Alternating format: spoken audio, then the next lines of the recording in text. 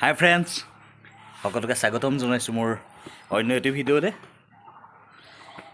জীৱনত প্ৰথম ভগৱান চৰিত্ৰ কৰিছিলোঁ, ৰামৰ অভিনয়। শিৱসাগৰৰ কোন ঠাইতে আছিল জানো প্ৰতিযোগিতাখন পাহৰিলোঁ বাৰু। আমাৰ শিৱসাগৰৰ মোৰ খুব মৰমৰ শ্ৰদ্ধাৰ দাদা বাবুদা, আমাৰ বিপ্ৰদা মণ্ডলৰ যে বিপ্ৰ কৰে, বিপ্ৰ বুলিয়েই নহয় বাৰু, বাবুদাই প্ৰতিটো চৰিত্ৰই খুব সুন্দৰ আৰু নিখুঁতভাৱে অভিনয় কৰে। বাবুদা এজন সুদক্ষ অভিনেতা আমাৰ ভাওনা জগতৰ।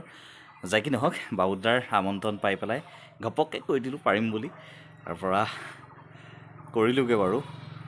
কিন্তু কথাটো হ'ল, প্ৰতিযোগিতাখন কৰিছিলোঁ একদম সম্পূৰ্ণ মানে উইদাউট ৰিহাৰ্চেলত।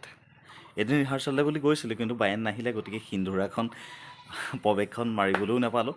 মানে মেকআপ চেকআপ কৰাৰ পিছত আমাৰ ঋতুহঁত আছিলে, মনোহঁত আছিলে, তাৰপৰা তেহেঁতক মাতি পেলাই তেহেঁতক কৈছোঁ যে বজাইছোঁ মই খোজকেইটা, মানে কিবা গাটো কঁপনিহে উঠিছে।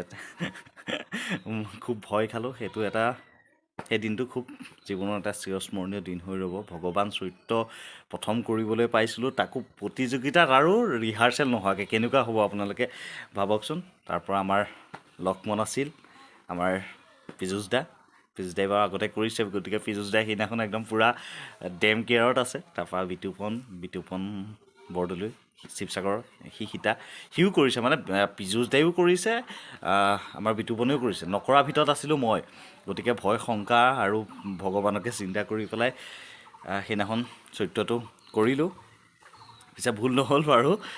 গতিকে প্ৰৱেশখন কোনে কৰিছিলে জানো, ইউটিউবত অলৰেডি দিলে, আৰু মই শেহতীয়াকৈ পাই পেলাই মই ডাউনলোড কৰি পেলাই মোৰ চেনেলত আপলোড কৰিম বুলি, আপোনালোকক দেখুৱাম বুলি আজি ভিডিঅ'টো বনাবলৈ গৈ আছোঁ। গতিকে আহক, মোৰ জীৱনৰ প্ৰথম ভগৱান চৰিত্ৰ ৰামৰ অভিনয় উপভোগ কৰোঁ। একদম ভাল হোৱা নাই, মই সেইটো জানো, মানে প্ৰথম যিহেতু, তথাপিও আপোনালোকক দেখুৱাবলৈ মন গ'ল, দেখুৱালোঁ। গতিকে চাব আৰু আপোনালোকৰ মন্তব্য আগবঢ়াব। গতিকে আহক, আজি ভিডিঅ'টো আৰম্ভ কৰোঁ, চাই থাকিব।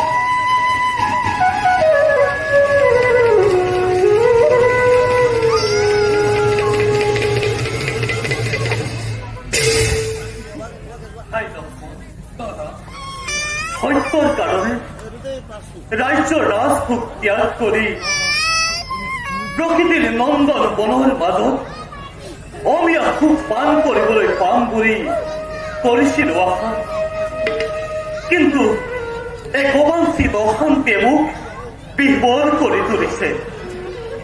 প্ৰিয়ে, তোমাৰ আৰু লক্ষ্মণৰ দুখ কষ্ট দেখি অন্তৰ মোৰ দহিব লাগিছে।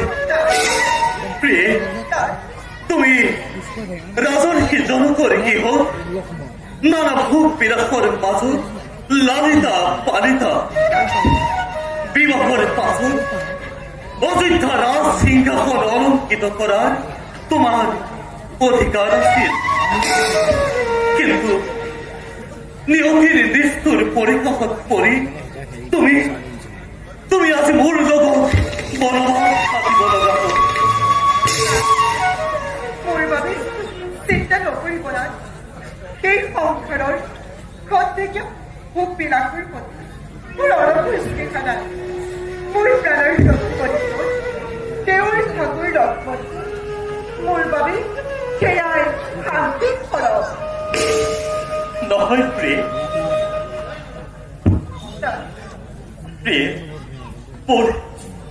মোৰ এই বৰ্ষময় শৰীৰৰ সকলো দুখ কষ্ট হেৰাৰঙে সহ্য কৰিছো, কিন্তু তোমাৰ শৰীৰত কিমান যে যান্ত্ৰণা পাইছা সি অত্যাধিক। প্ৰিয়ে, চোৱা প্ৰিয়ে, নৱ পত্নী উৰ্মিলাকে সহোদৰ লক্ষ্মণ মোৰ সৈতে হল বনবাসী। ভাই লক্ষ্মণ, তুমি জানকীক লৈ ৰাজ্যলৈ উভতি যোৱা, মই অকলেই বনবাস থাকিম। আপুনি সত্য ৰক্ষাৰ নামত জিত্যাগৰ আদৰ্শ দেখুৱালে, কি আমাৰ বিপৰ্যয় ঘটালে।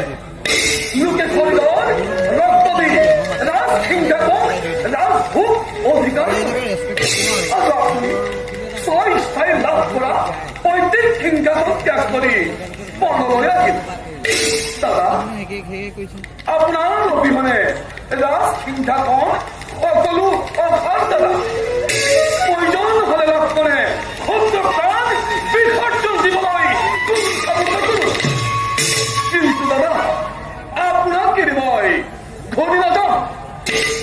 ভাই লক্ষ্মণ, দাদা, মোৰ প্ৰতি থকা তোমাৰ অকৃত্ৰিম স্নেহ প্ৰশংসা নকৰি নোৱাৰো। জগতত এনে নিস্বাৰ্থ ভাতৃ স্নেহ সঁচাকৈয়ে বিৰল।